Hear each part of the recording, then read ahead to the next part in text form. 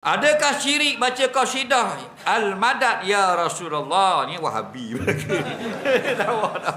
Nah, dia perenggan antara syirik dengan iman kan ada, kan kita belajar. Semuanya Allah belaka. Jangan kita isbatkan memberi kesan, beri taksir, memberi bekas selain daripada Allah. Nampak? Nah, sebab tu kena faham baik. Wahabi ni pelik kan? Nah, dia faham sendiri.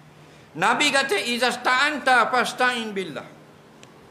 Terjemahan ni apa? Kalau kamu minta tolong, mintalah tolong dengan Allah. Itu terjemahan. Kita tak mau mengaji terjemahan. Kita nak mengaji makna dia.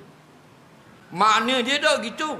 Makna kalau terjemahan tak yang ngaji pondok dah. Tak yang ngaji siapa Morocco. Banyak terjemahan. Kita nak pelajaran maksudnya. Okey?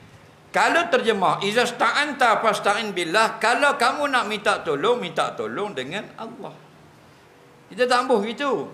Kita nak apakah maksud hadis ini? Maksud hadis ini ulama kata, kalau kamu nak minta tolong pada perkara yang boleh ditolong oleh makhluk, maka bolehlah minta kepada makhluk. Tetapi kalau perkara itu tak boleh diberi oleh makhluk, jangan minta pada makhluk, hanya minta kepada Allah. Kan lain kan tu? Faham? Contoh, kita kereta mampu air banjir. Ada budak-budak model 5 orang duduk atas gerai. Budak-budak boleh tak tolak kereta? Boleh tak? Boleh minta tolong. Minta lah tolong. Faham? Tapi kalau nak panjang umur, boleh tak minta untuk imam? Boleh? Tak boleh. Nak minta sembuh sakit, boleh tak makhluk? Tak boleh. Makhluk merawat, Allah syifa. Faham? Jadi benda yang Allah saja boleh, minta dengan Allah. Benda yang kalau Allah makhluk boleh, minta dengan makhluk. Tapi sebelum minta dengan makhluk, minta dengan Allah dulu. Itu maksud dia. Bila esok nak pergi berubat nyakit kulit, hospital je, faham? Malah ni semayang hajat dulu, fasta'in billah. Esok baru minta tolong makhluk, Messi, doktor dan sebagainya, faham? Jadi kalau ya madad tu panggil Rasulullah, bukan kita beriktikad Rasulullah ni bersifat dengan sifat kamalat. Seperti sifat-sifat Allah. Allah ni dia khaliq. Rasulullah ni makhluk. Faham? Macam kita salam lah, selawat. Kita panggil Assalamualaikum ya Rasulullah dalam mana? Ayahan Nabi tu dalam tahiyat. Faham? Nabi mari dah kat kita. Kita semayang depan kubur Nabi dah semayang, dia je.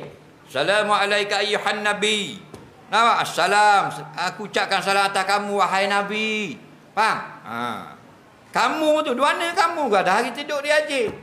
Padahal kamu tu patutnya khitab tu, khitab hadir. Duduk di Masjid Nabawi, baru Sabah. Jasad Rasulullah duduk depan mata kita. Kita duduk dia je. Kamu ni, kita guna perkataan ka di situ, makna kamu di situ, makna orang yang ada depan kita. Maksudnya apa? Maksudnya ialah kita berdoa, minta kebaikan, Allah tambahkan pangkat, martabat, kehebatan, keelokan, keselamatan kepada Nabi kita. Faham?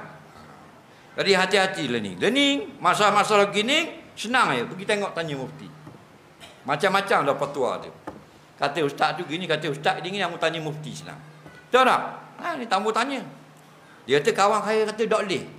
Tahu dah mazhab Syafi'i boleh. Kawan saya kata tak boleh. Kawanmu ulama mana? Kawan saya tak ulama, dia pasal mozaik kan. Ni masalah.